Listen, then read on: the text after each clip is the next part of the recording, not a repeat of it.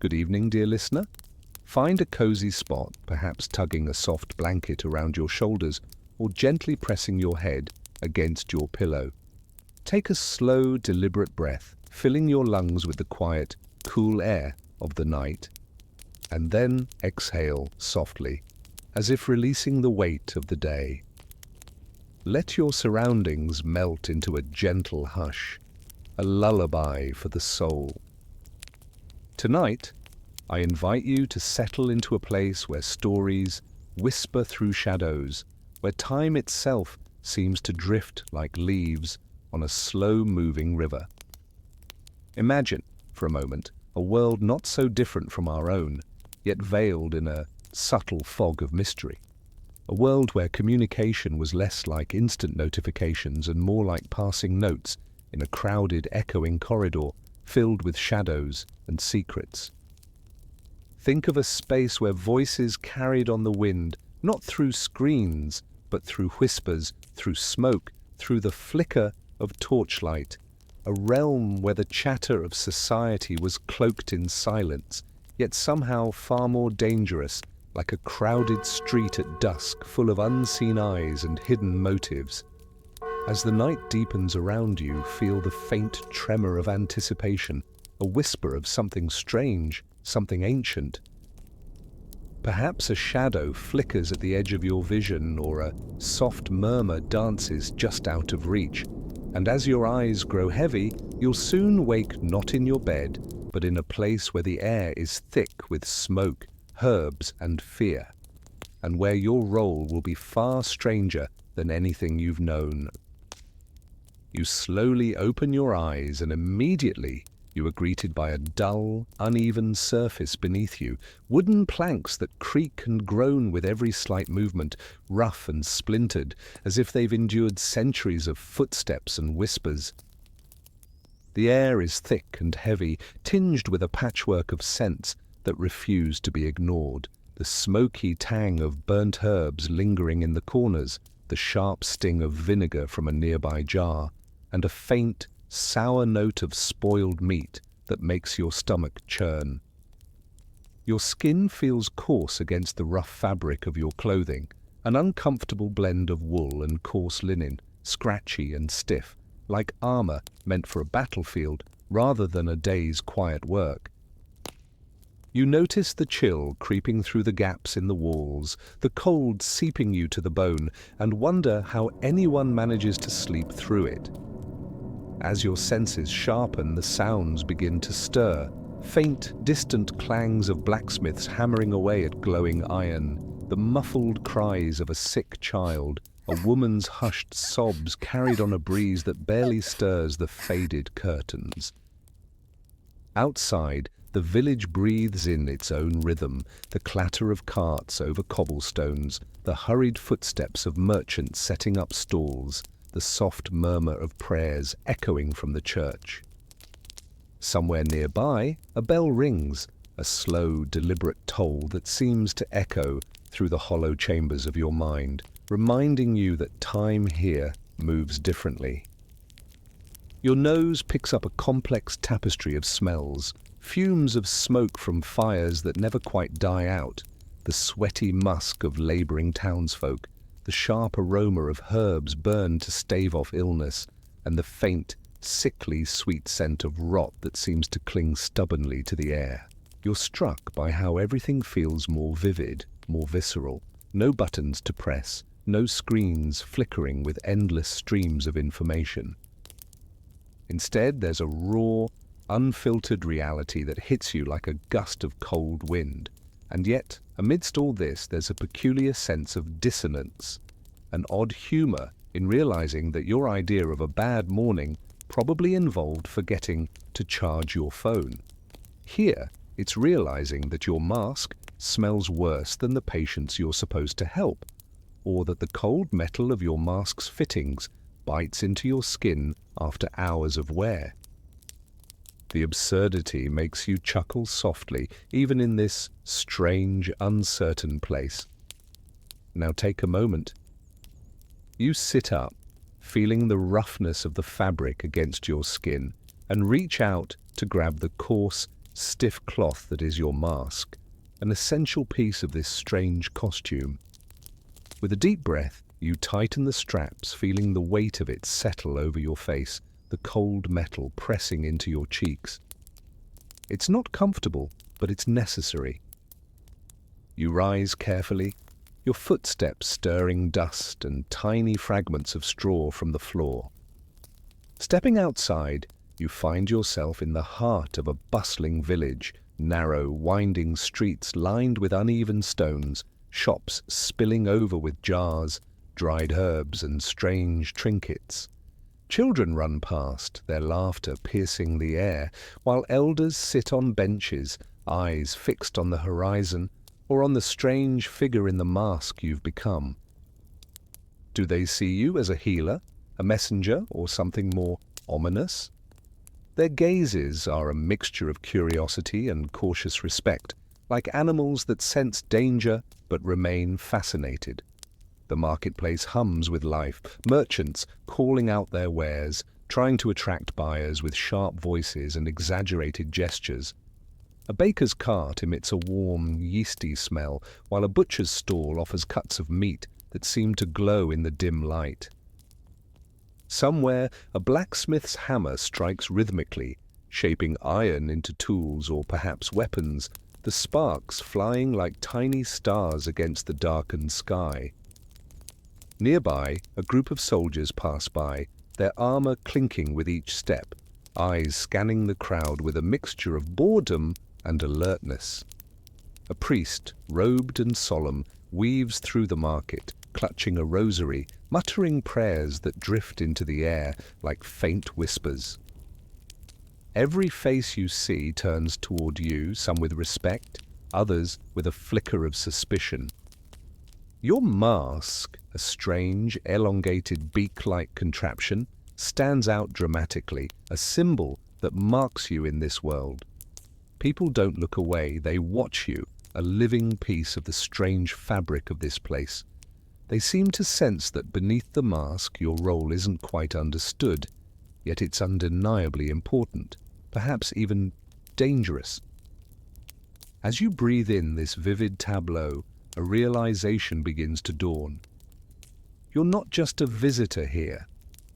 This world operates on a different rhythm, a different set of rules. The noise, the scents, the textures, they all hint at a story much larger than the scene in front of you. And to truly comprehend where you've just woken up, you need to step back and see the bigger picture, an ancient world where communication was a delicate, deadly art, woven into the very fabric of everyday life. And so with that thought, you begin to understand that your journey has only just begun. It's a period when kingdoms stretch their borders across vast, rugged landscapes, and every town and village is a small universe of its own, surrounded by walls or fences that seem to breathe with stories of their own. You've woken up in a world where the air is thick with a mixture of smoke from cooking fires, the faint aroma of spilled ale, and a hint of something less recognizable, perhaps the stench of unwashed bodies or the lingering smell of blood from a recent skirmish. Imagine a society divided sharply into layers, nobles at the top sitting on thrones or in grand halls, their wealth measured in land, gold, and the fine fabrics they wear like armor.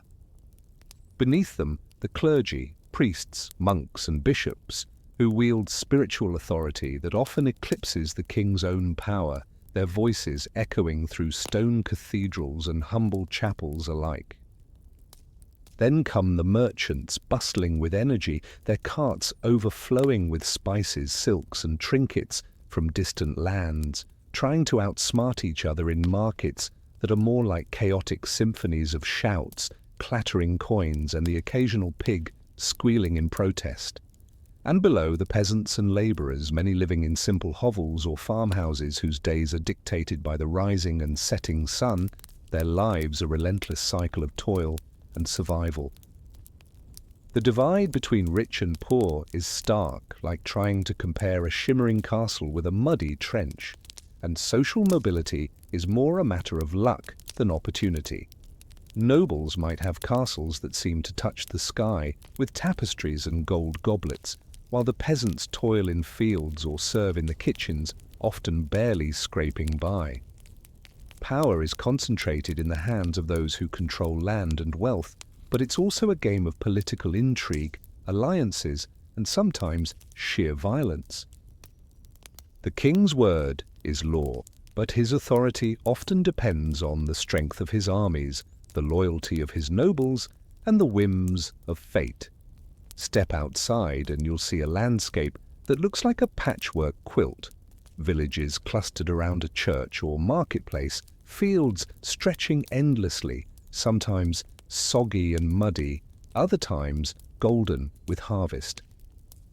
Roads are dirt tracks, often muddy and rutted, turning into treacherous quagmires after rain, more like obstacle courses than modern streets. Markets are noisier than Black Friday, but with more pigs than people, and the exchange of goods is a spectacle of shouting, bargaining, and the occasional scuffle. Churches and monasteries dominate skylines, their towering spires reaching toward the heavens, acting as the spiritual and social centers of the community. You might pass by a blacksmith's forge, sparks flying like tiny stars, or hear the distant clang of a bell summoning villagers to prayer or town meetings. Life here is a daily rhythm of waking at dawn, often with the crowing of roosters or the tolling of a village bell, and plunging into a routine that's repetitive but somehow rhythmic. Farmers tend to their crops, blacksmiths shape iron, women weave cloth, and children run barefoot through the streets, their laughter ringing out amid the clatter of daily chores. Festivities and religious festivals punctuate the year, feasts, processions, and saints' days, each one a burst of colour and noise in a sea of austerity. Taking a bath was almost suspicious, as if washing oneself was a declaration of some shady intent, better to wash in the river at night, when no prying eyes could see. Personal hygiene was a matter of practicality, not pleasure, and many considered cleanliness a sign of vanity or even heresy. Compared to today's instant gratification, your Wi-Fi frustrations, the endless scroll of social media, living in this time feels like trying to light a damp torch in the pouring rain. Forget gyms, carrying buckets of water every day was the medieval equivalent of CrossFit, and the idea of a quick shower was as distant as the stars above. Here, hygiene was a matter of necessity, not convenience, and the daily struggle to keep clean was a small, gritty battle against dirt, disease, and superstition. The political landscape is equally tangled, an intricate web of monarchs, lords, and feudal vassals, each vying for control and influence. Kingdoms are often fragile, held together by oaths, battles, and the occasional betrayal. Wars erupt over borders, succession, or simply because a noble thought it amusing to take a neighboring castle. Invasions and plagues are frequent visitors, turning cities into ghost towns or battlegrounds that smell of decay and despair. The church rules much of what people believe, shaping their worldview with sermons, superstitions, and holy relics. Superstitions are woven into daily life, guiding everything from how to ward off evil spirits to whether a black cat crossing your path spells disaster. Here's a little secret from the past. Some believed that carrying a handful of onions in your pocket could ward off the plague, while others swore that sniffing flowers soaked in vinegar was a safer alternative to avoiding disease. Masks, but make it medieval, long beak-like contraptions filled with herbs and spices designed to filter the air and ward off sickness were the fashion of the moment, more oddity than protection. And you might find it amusing that some townsfolk swore that simply wearing a strange hat or making a sign of the cross could keep the devil at bay. As you let all this sink in, it's clear that this was a world shaped by fear and faith, where survival often depended on luck and a bit of divine favor. Yet, it's also a place of resilience, of people who built, fought, loved and believed with a fervor that echoes through the centuries. Now, as you begin to grasp the vastness of this ancient landscape, its politics, its culture, its chaos, you can start to see how the threads of history connect, weaving the story of a society that, despite all its differences, shares something fundamental with us, the unyielding human spirit, navigating a world as unpredictable and deadly as any modern age. And with that, let's zoom in closer, focusing on the everyday routines, the small acts of life that kept this world turning, because understanding the macro helps us see how the micro of daily existence played out in a society where danger lurked behind every shadow. So, take a breath and prepare to step deeper into this strange but familiar past, because your journey into the heart of the ancient world has just begun. As dawn's first light seeps through the small, uneven window of your humble dwelling, you begin to stir from your restless sleep. The air is thick with the scent of burning wood and damp straw, a comforting yet persistent aroma that seems to seep into your bones. You stretch your limbs slowly, feeling the stiffness that comes from a night spent curled in rough, scratchy fabrics that do little to ease the ache of a day's work ahead. Your hand reaches out, searching for the basin, usually made of dark, weathered wood, its surface rough against your skin, and you dip your fingers into the cold water, instantly feeling a shock that awakens your senses more than any cup of coffee ever could. The water is often tepid at best, sometimes cold enough to make you shiver, but here, in this early hour, it's a blessing, an ancient, simple remedy for the chaos of the night's dreams. You splash some onto your face, scrubbing gently, though the sensation is less like the soothing lather of modern soap and more like washing away the dust of a long day's toil. An act of necessity rather than pleasure. No fragrant soaps here, just a splash of water, a rough towel, and the hope that your reflection isn't quite as grim as the morning itself. Most mornings, you're wary of the idea of a proper bath.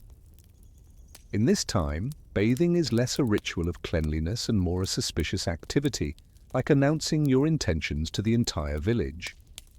The villagers believed that soaking in water too long might invite sickness, or worse, the ire of spirits lurking beneath the surface. Instead, you rely on the ancient art of scent and herbs, pouches of dried lavender, bundles of rosemary, or maybe a pinch of vinegar, placed in the corners of your space to purify the air and keep away the unseen germs. Forget your 10-step skincare routine. Here, survival is splashing some water and hoping the smell doesn't scare the neighbors.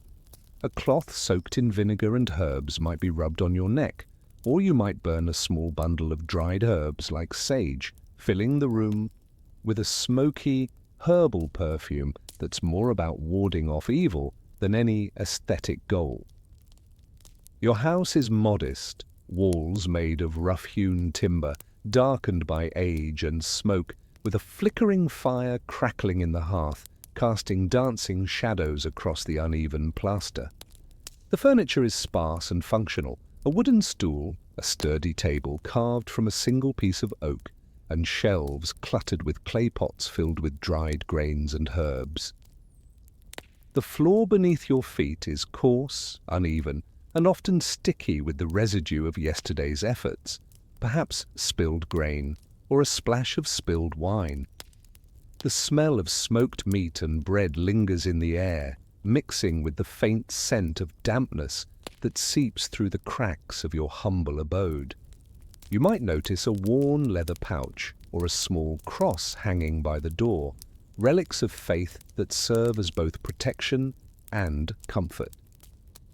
Every sound echoes softly, wood creaking, the distant call of a rooster, the faint hum of flies buzzing around the open window. It's a life of simple, gritty routines where every breath carries a story of survival. Now about your clothing.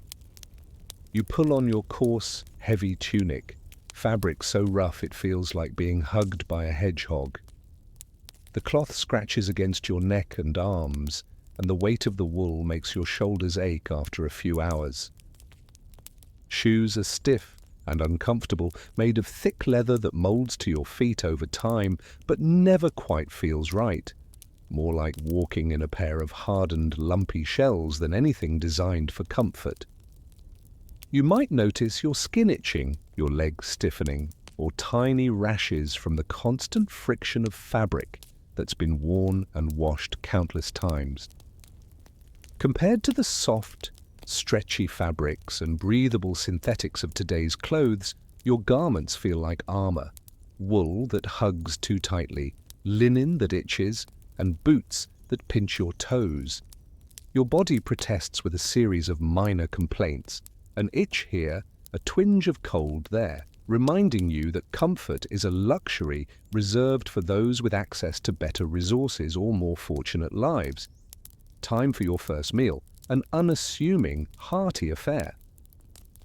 You break a piece of coarse bread, its crust hard as stone, and nibble on it slowly, trying not to chip a tooth. It's accompanied by a slice of aged cheese, salty and crumbly, with a flavor that lingers long after your first bite. Perhaps there's a bowl of thin, watery broth, more liquid than flavor, made from simmered vegetables or leftover bits of meat, meant to stave off hunger rather than delight the palate. Drinking is a simple act. You sip water from a clay cup, often lukewarm, sometimes tinged with the faint taste of iron or mud. The experience doesn't compare to your modern coffee or smoothie. Here, it's fuel, plain and unadorned, like a basic tool for survival. You might even grimace at the taste, but it's better than going without. In this world, hygiene is a complex ritual, one filled with superstition and practical necessity. You might have a small pouch containing herbs or crushed flowers used to perfume your clothing or mask the smell of sweat and dirt. Some believe that rubbing crushed garlic or onion on the skin wards off disease, while others swear by a prayer or a charm. An amulet hung around your neck or pinned to your tunic, believing it offers divine protection. Before heading out, you might recite a quick prayer, crossing yourself or making the sign of the cross, as if warding off the unseen forces of illness and misfortune. Burning incense or incense sticks, often a mixture of aromatic herbs, was common, filling the room with a fragrant cloud that was as much about spiritual cleansing as masking body odor. The idea of washing thoroughly every day is less a routine and more an act of luck, as water was precious and often scarce. Soap, as you know it today, is unheard of. Instead, you might scrub with rough cloths or dip in a basin filled with lukewarm water, hoping that your efforts will keep you from catching whatever pestilence is lurking nearby.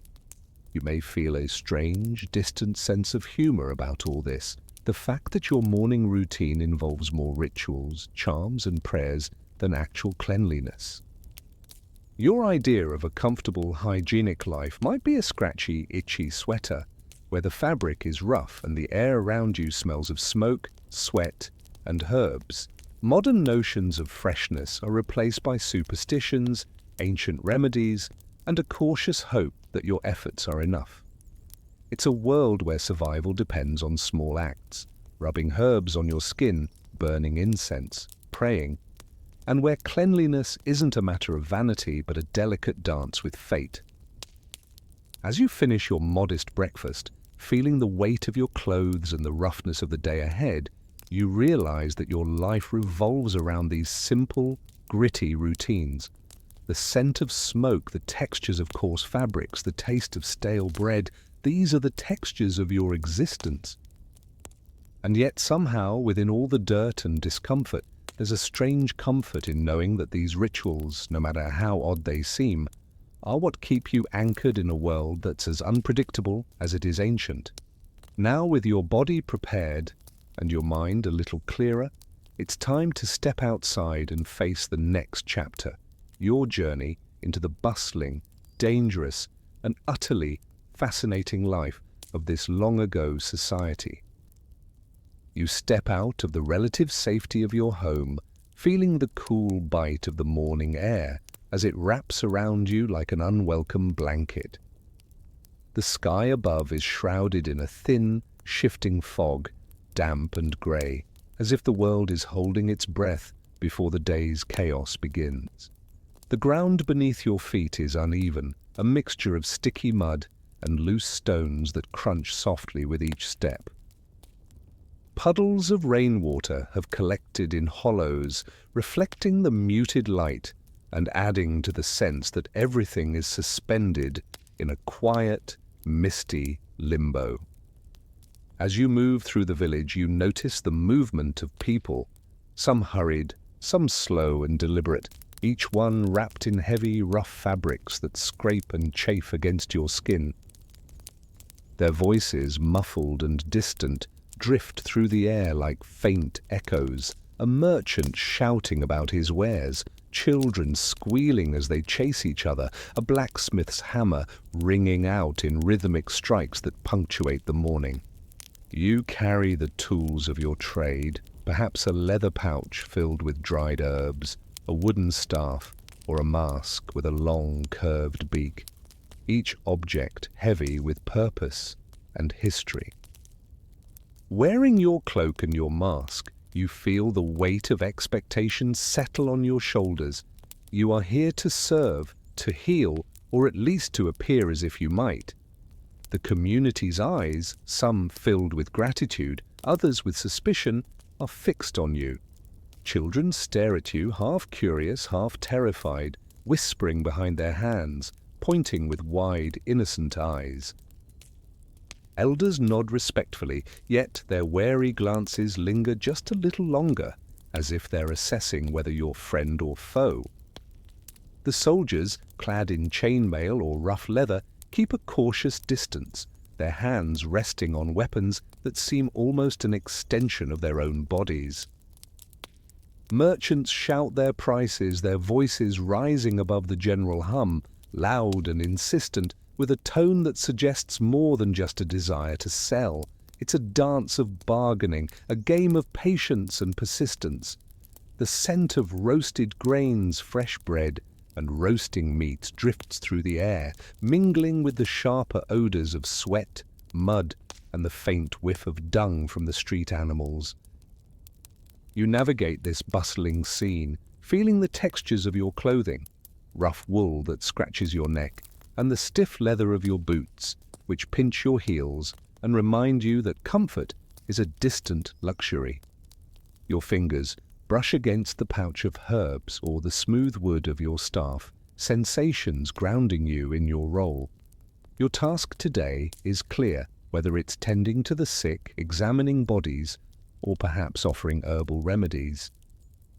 You've learned to read the subtle signs, the pallor of a face, the tremor of a hand, the quickening of breath, and your job is to interpret these signals, to diagnose, to prescribe, or simply to listen and nod. The air is thick with the smells of incense, burnt herbs, and sometimes the stench of decay, reminders that health here is fragile, easily shattered by unseen enemies. Some doctors believe that carrying a cane wasn't just support, it was for poking patients from a safe distance, a practical barrier in a time of rampant sickness. Others thought that smoking tobacco inside the beak mask would keep the disease away, like medieval aromatherapy, filling the nostrils with a smoky cloud that was more superstition than science. You might have a small vial of vinegar or a pinch of crushed herbs tucked into your belt, used to cleanse your hands or ward off the worst germs, though honestly, most of your work involves a lot of guesswork and a fair share of superstitions.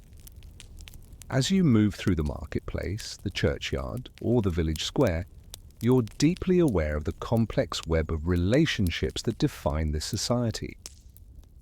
Nobles and landowners look at you with a mix of reverence and suspicion, their eyes flickering with doubt or gratitude. Servants and common folk tend to treat you with a mixture of respect and wariness. After all, you're a healer, but also a reminder of the invisible threat that lurks in every shadow. Children watch you with wide, curious eyes, wondering if you're a saint or a sorcerer. The soldiers, with their stern faces and ready weapons, keep a wary distance. Perhaps they see you as a potential threat, or maybe as a necessary evil in times of plague and pestilence. The religious figures, priests, monks, or nuns, sometimes cross themselves when they see you, whispering prayers under their breath, as if your presence might be enough to invoke divine favor or curse. And behind all these interactions, there's a deeper layer, an overarching fear that underpins every handshake, every prayer, every whispered prayer to the saints. The community's rhythm is dictated by markets, feasts, religious festivals, and the ever-present threat of sickness. People gather at the town square for a fair where traders offer everything from dried herbs to strange talismans, their voices rising above the clatter of carts and the bleating of goats.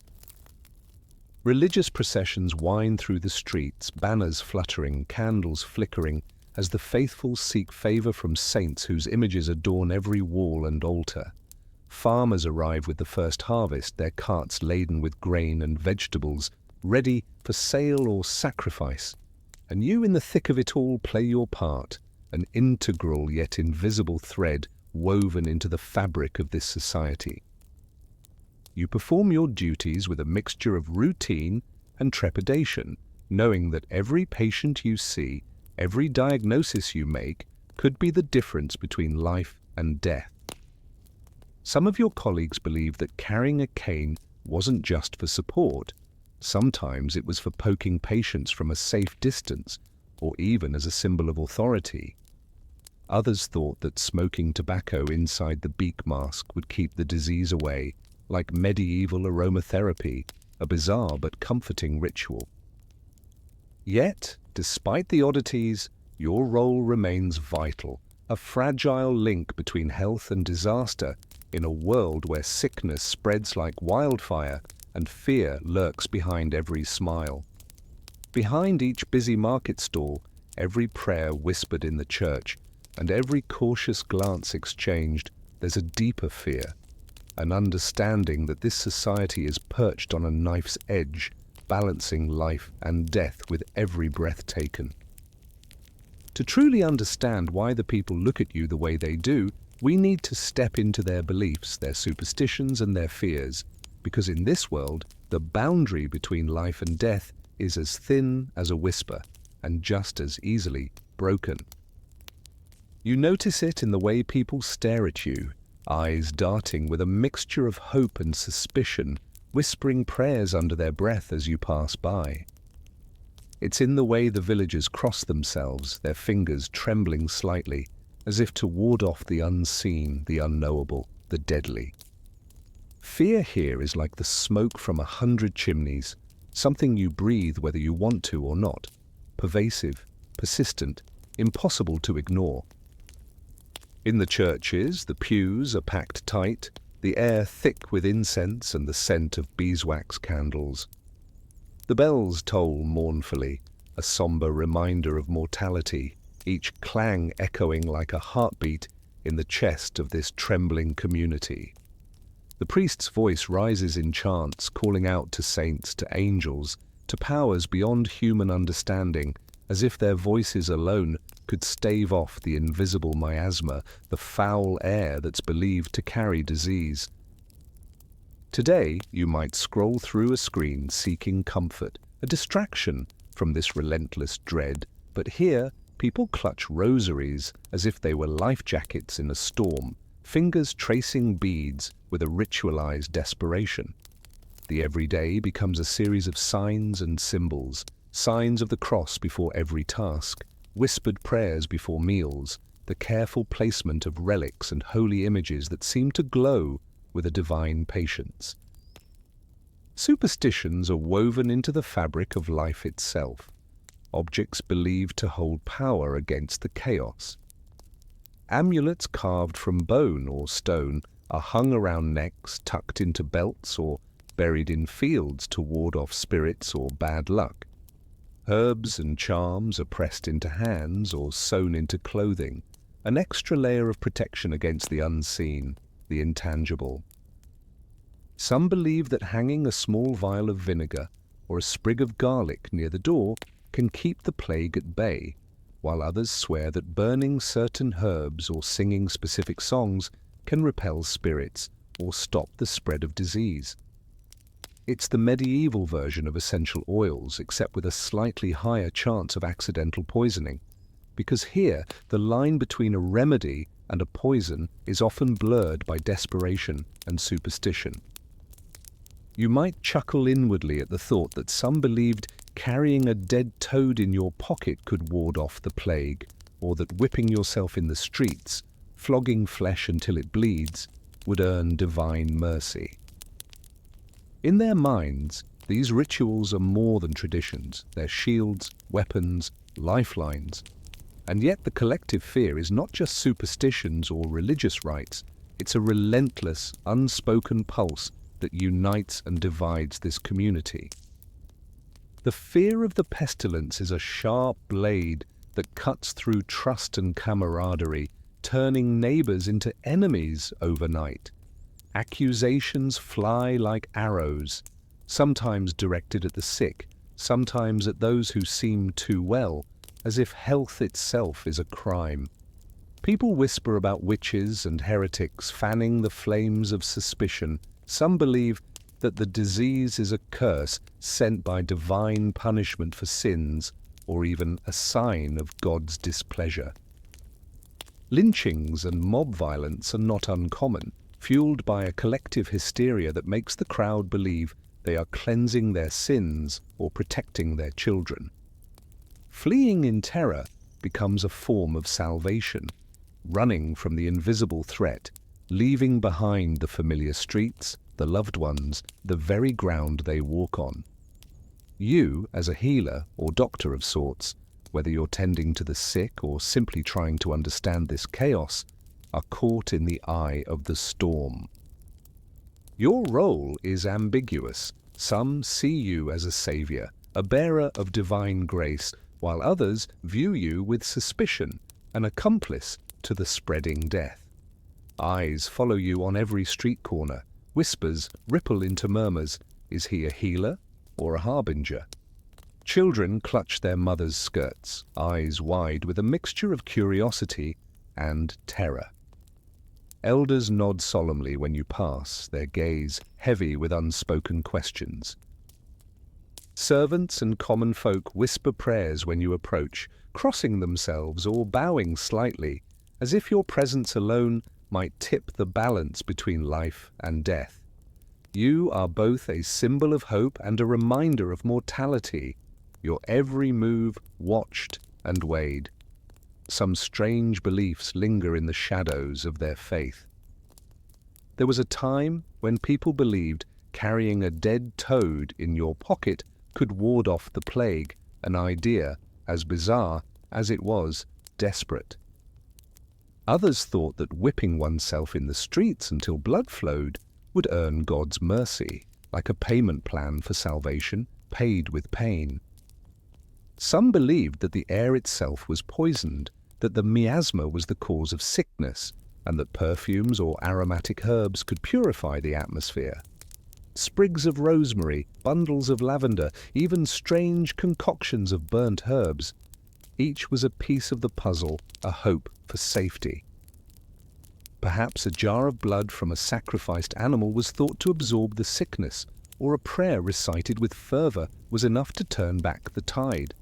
It's like a bewildering recipe, an aromatic stew of faith, fear, and folklore. It's the medieval version of essential oils, except with a slightly higher chance of accidental poisoning. Fear here is not just personal, it's collective. It binds the community in a web of shared dread, yet also tears it apart. The fear of the plague, the terror that one's neighbor might be a carrier, leads to paranoia. The fear of famine as crops wither and the harvest fails adds another layer of desperation. The fear of divine punishment, manifested in sermons, in the trembling voice of the priest, in the trembling hands of the penitents, becomes an ever-present shadow. The fear of witches and heretics fuels accusations, a whisper of strange behavior, a strange eye, enough to ignite suspicion and chaos. Communities turn into battlegrounds with mobs ready to seize and punish those they see as threats, whether they're accused of witchcraft, heresy, or simply being different. Fleeing becomes a survival instinct, a way to escape the invisible enemies lurking everywhere. The town streets are a constant dance of caution, suspicion, and fleeting hope. And you, whether you're the healer, the priest, or the town's observer, are caught in this web of fears. Your role is complex, trusted by some, despised by others. Every glance, every whisper, every prayer you hear when you pass by tells you that your presence is more than just practical. It's symbolic, a sign that the community believes in some measure of divine or superstitious protection, but also that they're desperately clinging to illusions in the face of chaos.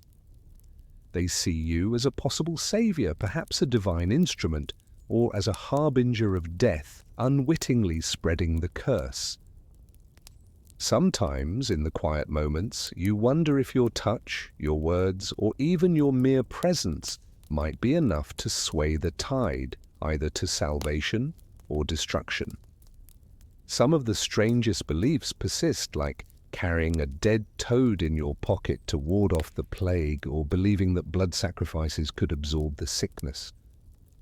Others think that whips and self-flagellation are ways to earn divine mercy, a physical act to mirror the spiritual pain they hope will cleanse their sins, and, by extension, their communities.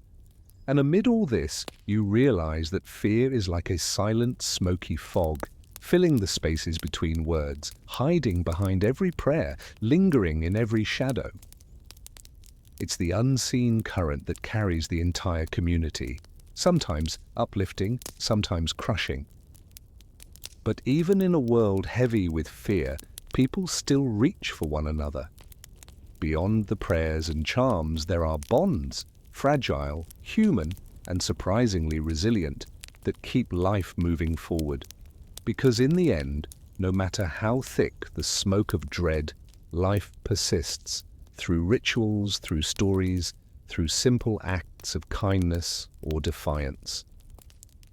And in this dance of faith and fear, you play your part, whether as a healer, a believer, or just another face in the crowd, knowing that behind every prayer, whispered, and every charm hung, there's a deeper truth, that hope, no matter how fragile, is the most potent medicine of all. It's in the way neighbors lend a loaf of bread, or how children huddle close to their mothers in the marketplace, seeking warmth and reassurance in a world that often feels like it's on the verge of unraveling. You see it in the way families gather around a fire, voices low and stories shared, each one a thread woven into the fabric of their collective survival. Forget Netflix family drama. Here, your cousin might literally sleep on the floor 2 feet away from you every single night because space is tight and trust is even tighter. Family isn't just kin, it's the backbone, the shield, and sometimes the prison. Arranged marriages, obligations, and the constant need to preserve appearances turn kinship into a delicate balancing act. One wrong step, and the whole house of cards could tumble. Yet, it's also the only safety net in a world where disease, famine, and war threaten to tear lives apart. When a neighbor's child falls ill, you see how the bond deepens. Mutual aid becomes an unspoken duty. One brings herbs, another watches the sick, while someone else whispers prayers into the dark, hoping to ward off the worst. Small acts of solidarity bloom in the shadows of suspicion, like sharing a piece of dried meat or a sip of sour ale, passed discreetly from hand to hand, mouth to ear. People lean on each other not just for bread or warmth, but for a kind of comfort, only another heartbeat nearby can bring, a reassurance that even amid chaos, they are not alone. But trust is fragile, as thin as the thread that holds a fragile clay pot together. Friendships are often born in the smoky taverns or shared in the flickering light of a candle, moments of genuine connection, yet shadowed by the ever-present threat of betrayal. In a time when an accusation of witchcraft or heresy could mean exile or worse, you learn to read the subtle cues, the sideways glance, the whispered gossip, the sudden silence, to gauge whether someone's friendship is genuine or just a mask. Still, some bonds are unbreakable, like the old fisherman and his dog, or the village healer and her apprentice, working side by side, amid the smell of herbs and the sound of seagulls or rustling leaves. These relationships are stitched together with shared hardships, hopes and fears, a quiet resistance to the chaos outside, a flicker of humanity that refuses to be snuffed out. Then there are the lovers, romances that bloom under the watchful eyes of gods and neighbors alike. Maybe it's a furtive glance across a smoky tavern, a whispered promise beneath a moonlit sky, or a secret meeting in the shadows of a ruined barn. Love in this world is an act of rebellion, an echo of a life that refuses to be consumed by death and despair. Perhaps they exchange vows in whispers, promising fidelity in a society that is quick to judge and slow to forgive. Or maybe it's just a fleeting touch, a stolen moment that makes the risk worth it. And yet, even in this fragile dance of affection, the social hierarchy casts its long shadow. Nobles and landowners wield influence like a scepter, yet their relationships with the peasants are often marked by suspicion and condescension. Clerics, with their sacred robes and solemn faces, are both revered and feared, their authority rooted in divine right but often questioned behind closed doors. As a plague doctor, for instance, you're respected by some, feared by others, and never fully trusted by anyone, an essential part of the community, yet always an outsider, with your mask hiding your expressions and your role constantly balancing on the edge of superstition and science. The community gathers for rituals that keep alive the fragile tapestry of social bonds, festivals where men and women dance with wild abandon, wearing bright fabrics and singing songs that echo through the streets. Processions wind through town, saints' feast days, funerals or harvest celebrations, each one a chance for the community to reaffirm their shared faith and collective identity. You can smell the roasted meats, hear the lively tunes of fiddles and flutes, and feel the warmth of hands pressed together in greeting or farewell. Even in moments of joy, tension simmers beneath the surface, rivalries over land, disputes over inheritance, whispered accusations of witchcraft or infidelity. Fights erupt over trivial matters, only to be quelled by the fear of divine punishment or social shame. Gossip spreads like wildfire, sometimes harmless, sometimes deadly, fueling rivalries and fueling suspicions. You might find yourself caught in the middle, a witness to the chaos or an unwitting participant. You notice how, in this world, social ties are a double-edged sword, sources of comfort, yet also pathways for treachery. Your role, whether as healer, priest, or observer, places you at the heart of this web. You are both a part of the community and apart from it, your presence stirring whispers, your actions carrying weight. When a neighbor's child is ill, some see you as a beacon of hope. Others wonder if you're unwittingly spreading the curse. You're a fixture in their lives, sometimes a confidant, sometimes a stranger. Always a reminder that beneath the surface of daily life lies a delicate balance of trust and suspicion. And as you walk these streets, you realize that the bonds they form are as vital as the air they breathe, woven through shared meals, whispered secrets, and collective rituals. They cling to these ties because, in a world where death lurks behind every door, human connection is perhaps the only true refuge.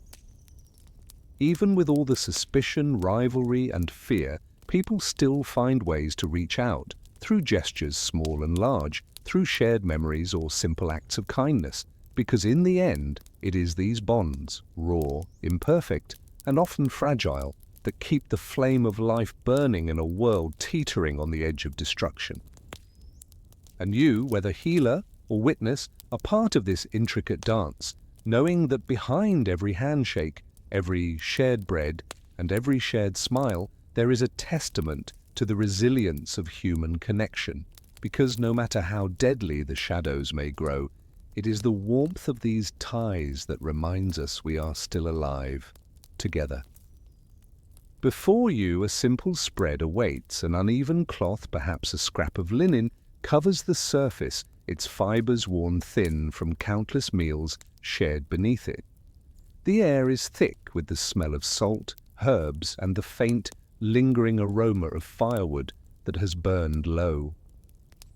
There's a certain comfort in these familiar scents, a reminder that despite the challenges and shortages, life still finds a way to nourish the body and soothe the soul. You notice the unevenness of the bread, dark, crusty, with cracks like ancient map roots, and the dull gleam of a clay bowl filled with pottage, a thick, hearty stew of grains and vegetables, simmered overnight over a crackling fire. A wooden spoon rests nearby, its handle smoothed by years of use, waiting patiently for the first taste. Your fingers brush against a rough, chipped knife, the edge dulled but serviceable, ready to carve into a piece of salted meat or a hard cheese stored in a corner.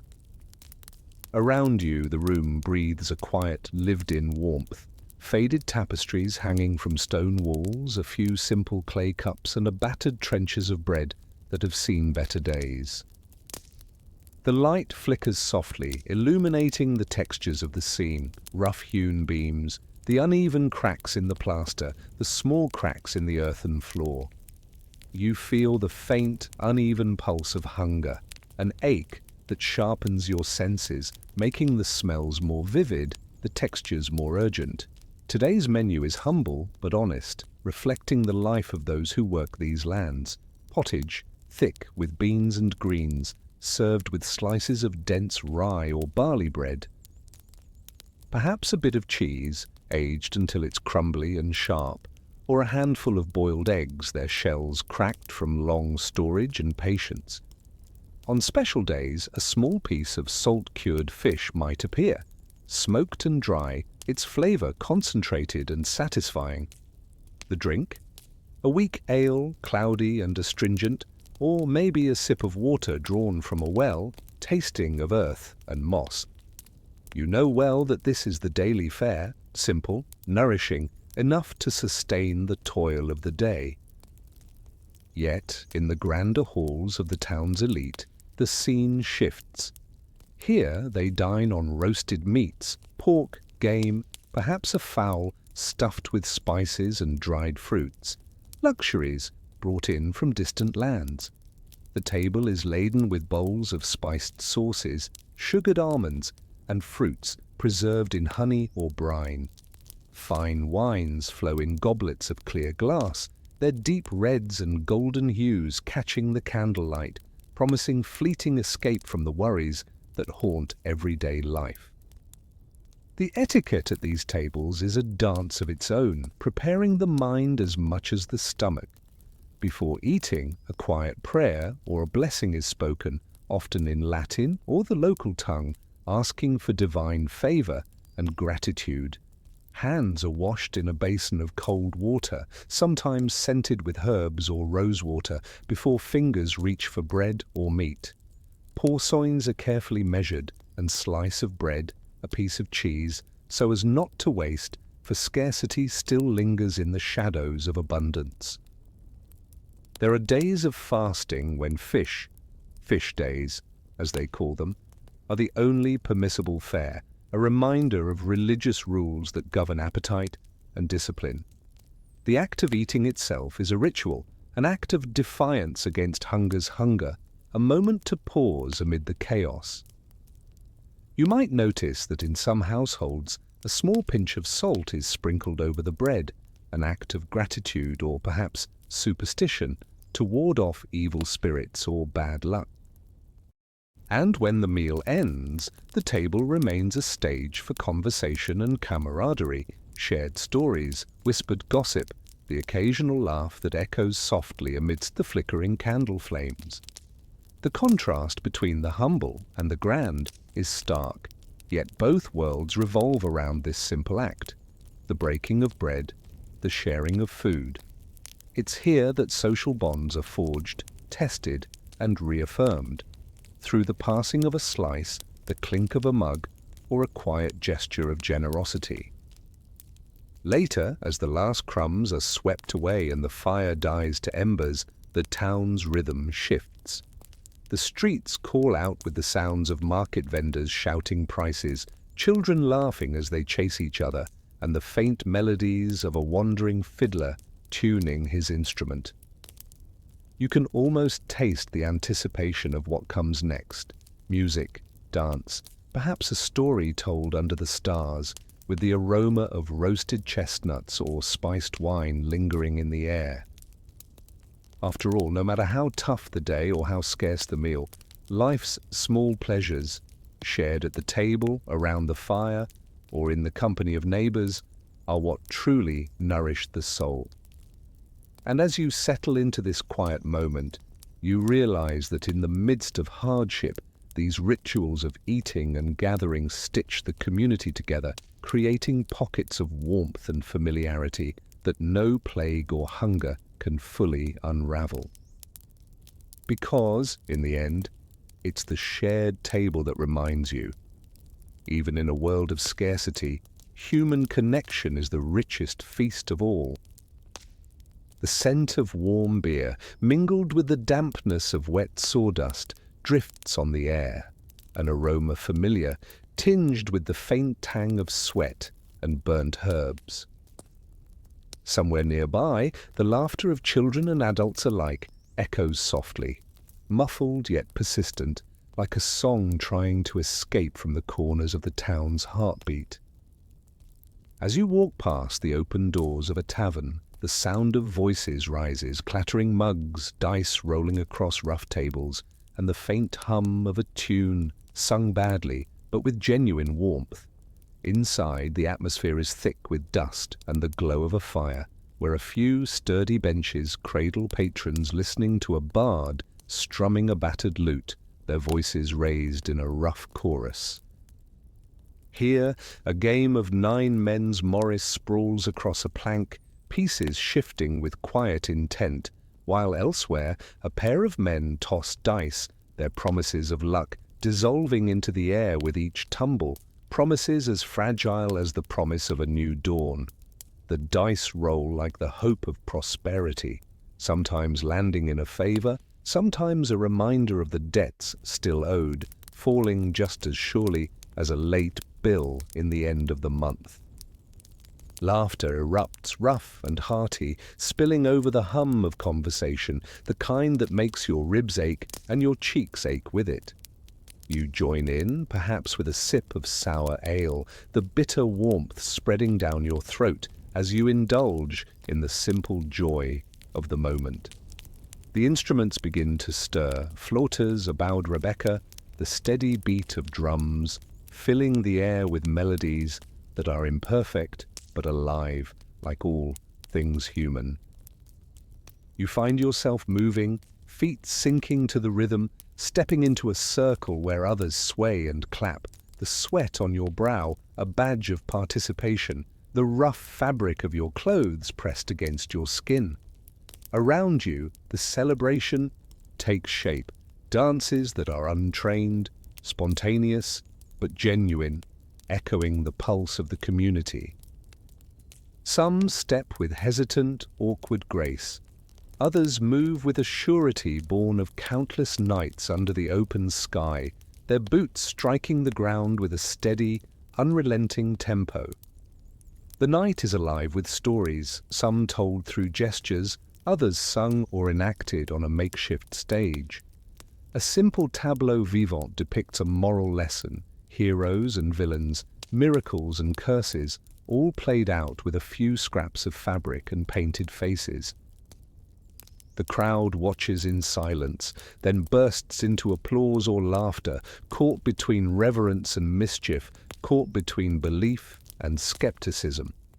The smell of Cera Quente, wax melting from candles, mingles with the scent of burning herbs meant to ward off evil or bring good fortune, depending on the season or the occasion.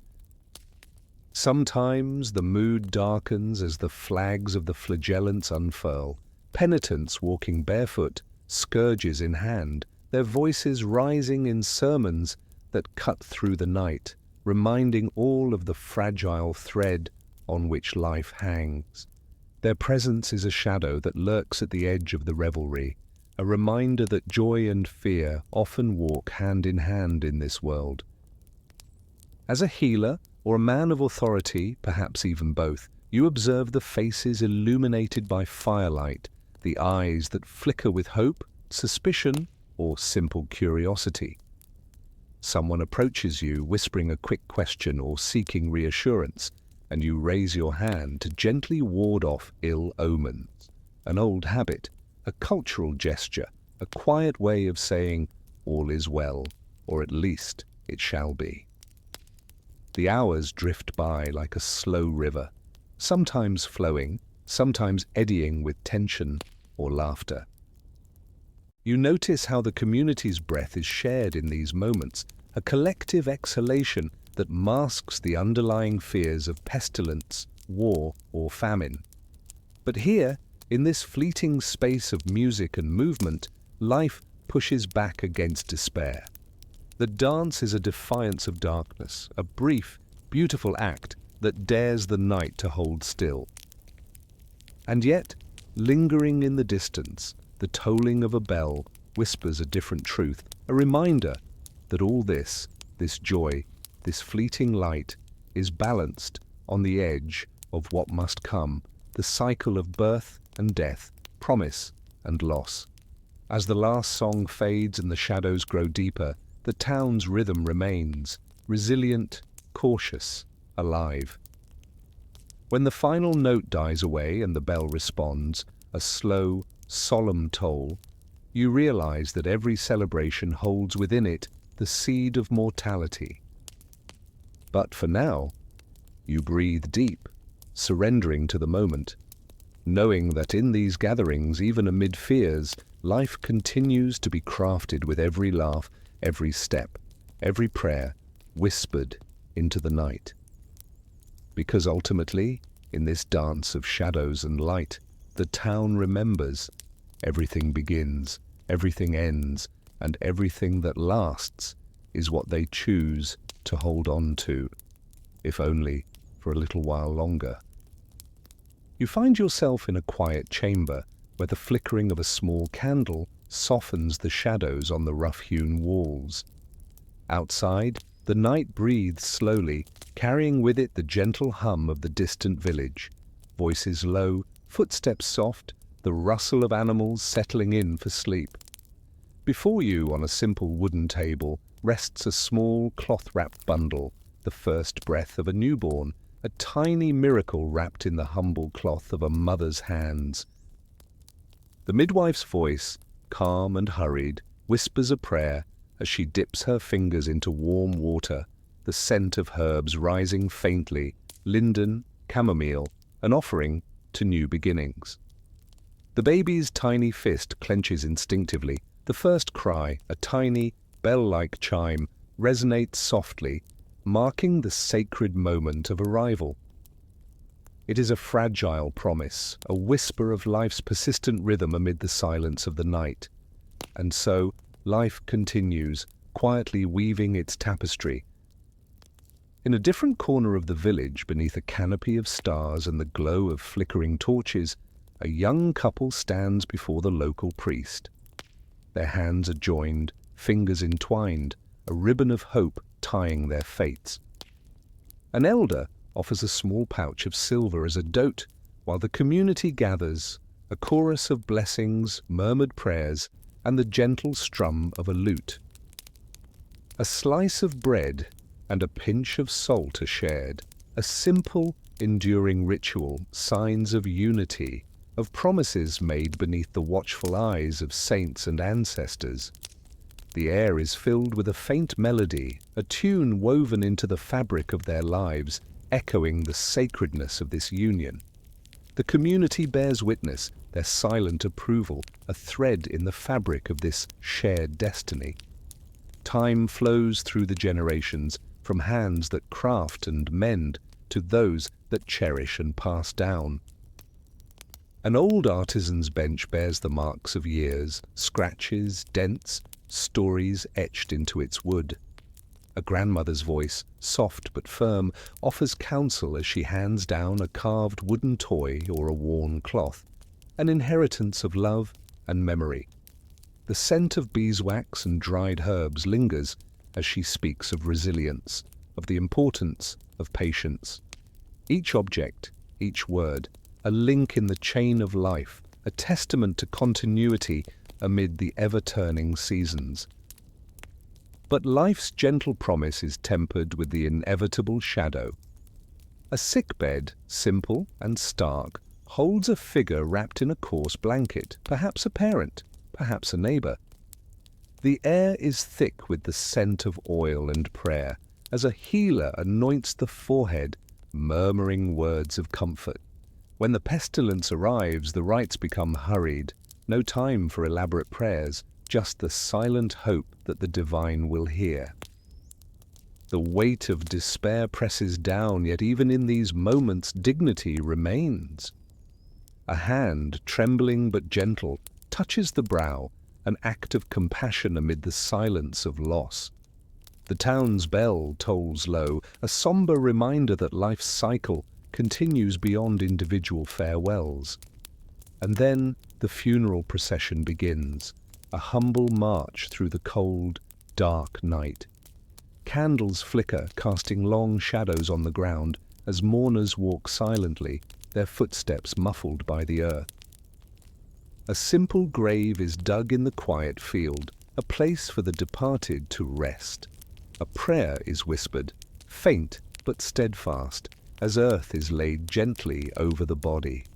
Names are remembered in quiet reverence at the table, in whispered prayers that linger like the scent of dried flowers.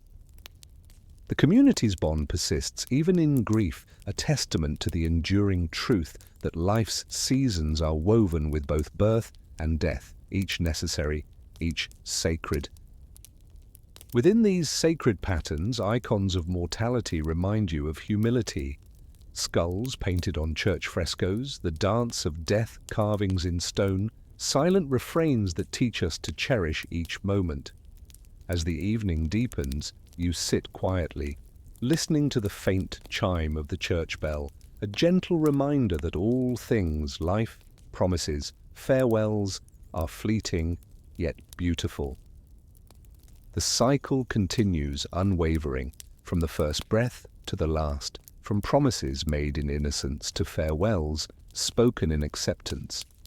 Close your eyes now and breathe softly. The candle's flame flickers, its glow diminishing slowly, its warmth lingering in the dark. The world outside continues its quiet rhythm, breathing, growing, fading, just as you will. In this gentle dusk of the soul, know that every moment, every life is part of a sacred dance, unfolding with grace and inevitability. And as sleep beckons, remember, the city, the world, your own story, all keep turning, each in its own quiet, unbreakable rhythm. Now is your time to rest, to surrender into the embrace of night, until dawn's gentle light awakens the cycle anew.